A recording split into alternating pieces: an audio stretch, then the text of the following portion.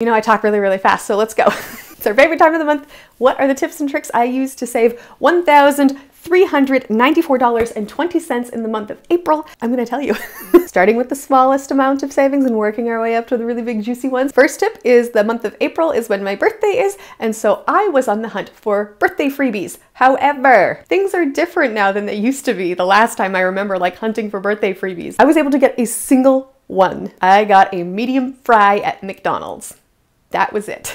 And I looked. I went on, I think it was like the Penny Hoarder, a Real Simple magazine. There were a couple websites I went on to that purported to have a giant list of all the birthday freebies you could get.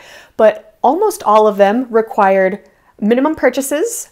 They required me driving long distances to get to locations because there's not a lot of different kinds of stuff in my town. Or 3, it required downloading an app and having been active on that app, i.e. buying things at their establishment before the date of my birthday, like they had at Dairy Queen. So I really struck out. I don't know if any of you have had luck recently getting birthday freebies, but yeah, the only thing I could find was French fries. Happy birthday to me. Second thing, month of April, a lot of people were very excited about the eclipse, which was right here in Maine. You could see the full solar eclipse. You know what I was doing that day? I was at the eye doctor because my baby scratched me in the cornea, right there in the eyeball. And so I was in a tremendous amount of pain and I was doing stuff there. So I got some free samples and some coupons at the eye doctor. And I forgot that you can ask for such things when you're at your local doctor's office or your pediatrician's office or your dentist office or apparently your eye doctor if you need to go. So I saved $5.60 and I would have saved another $20 if I didn't lose the receipt, because I didn't end up even using one of the over-the-counter medicines they suggested I buy, and I would have returned it if I could find my receipt. So that's just a little reminder out there to everyone to have a household place where the receipts go. Number 3, this is going to be a very obvious one if you've been doing frugal living for more than a hot minute, but because I recognize that some people come across these videos and they are newbies, they've never thought to save money before. When I do polls about where people find themselves in the financial spectrum, there are people who respond to the polls of people who watch my channel who make lots and lots of money, people who were born into actual wealth, like actual wealthy people. And if they're watching this channel now, I can only assume that either their parents taught them to be wealthy because they were being frugal, or they've fallen on hard times, and those kind of people might not know that you should save all of the gift bags you have. I'm actually going to be getting rid of some gift bags in the future because I really don't think I need like 30 gift bags from my wedding 6 years ago. I have phased out of the part of my life where a lot of people are getting married regularly. I've kind of given away all the ones I need for that. However, I still keep all of the baby ones because my friends keep having babies, so we gotta keep the baby gift bags around. Don't let them overwhelm you. Like once you have too many, start to get rid of some of them. If you want to go to the store and buy brand new gift bags, they're like $5 a gift bag now from what I was looking at Target.com. And I got 3 gift bags for, I think it was my daughter's birthday, was it my birthday? But anyhow, we saved $15 by saving our gift bags. Number 4, I did something that was very hard for me, and I know it's hard for a lot of other people out there. I was at the salvage store in town. If you've ever been to Maine, you might have heard of Martin's. You should have bought it when you saw it at Martin's. The cashier started to ring me up incorrectly, and I had to tell them, oh, excuse me, you need to add the 40% coupon to all of these items here.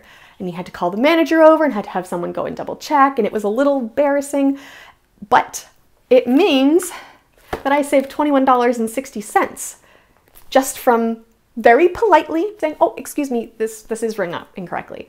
And number 5, this is out of order in terms of the numbers, but I wanted to mention it since I just talked about this shopping trip at Martin's.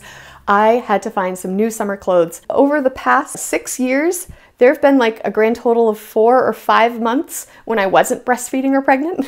And so there's been a lot of fluctuation in weight and sizes and clothing. I had like 3 shirts that fit for summertime upcoming. And believe me, I've been looking at yard sales, I've been looking at thrift stores, and I haven't found things in my size that were good quality that I was willing to pay the price they were asking for it. So I went to Martin's at the salvage store. I can't believe I'm defending, only on a frugal living channel would I feel the need to defend my choice to shop at a salvage store. Doing that did save me $250 compared to if I had bought those clothes actually new. 6, I actually mentioned this frugal tip in a community post here on the channel. I found on the website Groupon, which I'll leave a link down below if you've never heard of Groupon. There is a code to purchase a year of Costco membership for $40 off, which I actually just got my rebate coupon in my email this morning. And so I got $40 off on a year's subscription to Costco, which costs $60 normally. I have never shopped in Costco in my life. We just got the first one here in Maine a couple months ago, and I'm super stoked to try to go. I got a couple really good pieces of advice in that community post, but if you have any others, if you're a Costco shopper and you have any other pieces of advice of like big loss leaders, like so far I've heard the rotisserie chicken and toilet paper are two of their big loss leaders that they tend to see at Costco, but if you have any more advice for me, I would really appreciate it in the comments. 7, I actually got this idea from watching a video on Kate Caden's channel. She's going through a big declutter spree over there. She was saying that while she was decluttering, she found money. So I'm like, man, wonder if I can do that. Turns out I can. I found all kinds of stuff. What did I find? I found a Target gift card that I didn't remember that I had. It was for $10. I found cash in a couple really random places, but the big thing I was super excited about is that I found a tent, like a camping tent, that I think my Eagle Scout brother gave me when he didn't need it anymore. And I literally had on my to hunt for list, you know, the list that I keep of all the things when I go yard sailing or thrift shopping, the things that we actually want or need as a family. And so I don't get distracted by all the other finds that you might see at such a lovely place with cheap prices on things. But I found a camping tent in my basement and I was about to buy one. So cleaning your house, having an inventory of the things in your house, fewer things in your house to keep track of, all good uses of your time, because you never know what you might have already bought. I think to people who've been in their homes longer than I have, who've had a chance to let the years accumulate their stuff, but now I'm realizing that it can happen to all of us. So hopefully we'll be doing some at least backyard camping with the kids this year. I don't know if we'll make it out to an actual campsite, but I mean, that's peak frugal vacation there, right? Oh, I didn't tell you. So all told, all this stuff that I found in my house, tent, gift cards, cash, I saved $50 by just cleaning. Oh, and speaking of that Target gift card, I really wish I had found it earlier in the month. So Target once, sometimes twice a year, will do their car seat recycling program, where if you take an old car seat and you put it in the box they have at the front of the store, they will take care of it and recycle it, and in exchange, they will give you a coupon for, I think, 20% off that you can use on the purchase of specific big ticket items in the baby section.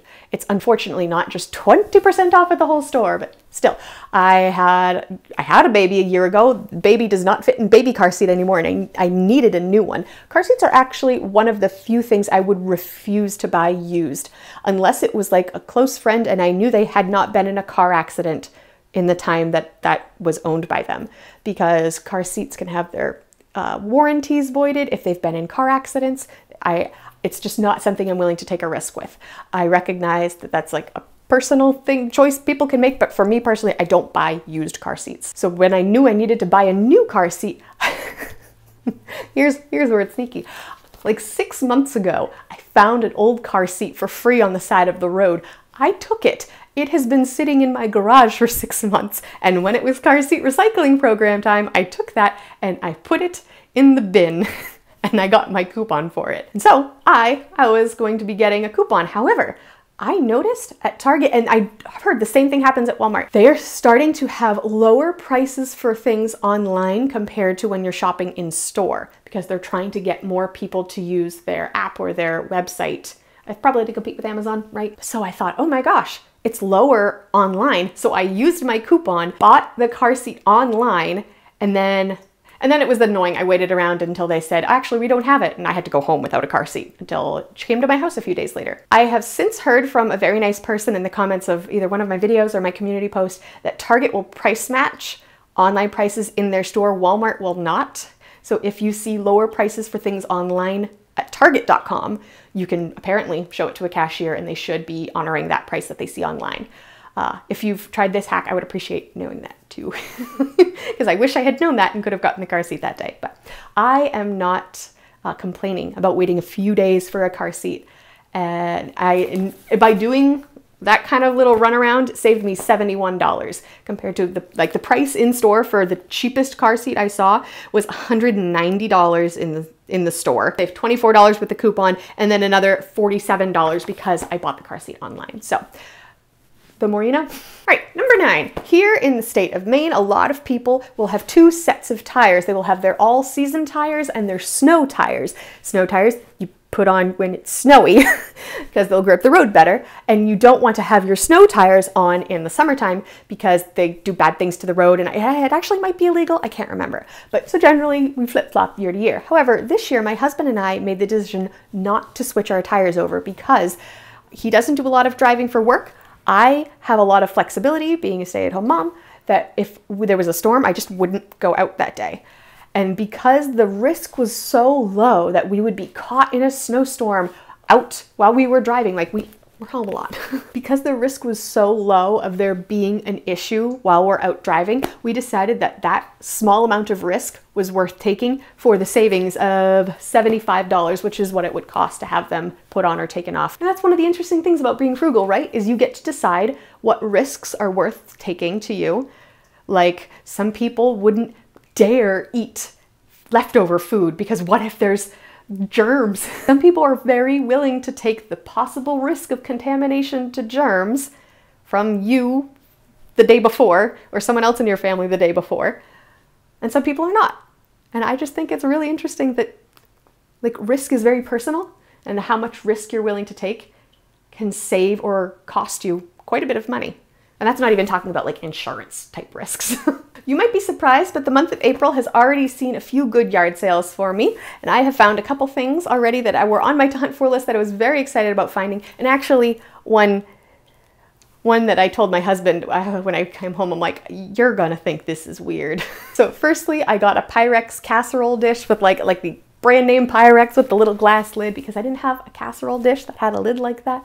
And we're doing more hosting of events at our house, and I wanted to have one, and it was $3, and I thought, you know what? I can afford $3, especially when you go online and see what they might actually cost.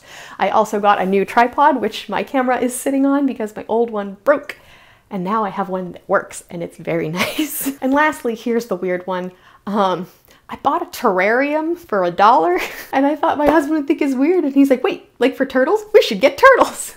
I don't think we're going to get turtles. Honestly, I think I'm probably just going to turn around and sell it, because I think you could probably get more than $1 for it if I put it up on Marketplace. So I think that's what I'm gonna do. I think I'm gonna flip that one. But in total, the value of those 3 items when I priced it out was $100. I spent $6 for those 3 items, and so that is a savings of $94. You know, my good old favorite, the Buy Nothing group, they were a big score for me this month. One of the videos I'm planning on making in the future has to do with the used clothing inventory as outlined and explained by our favorite Amy Decision in the Tightwad Gazette.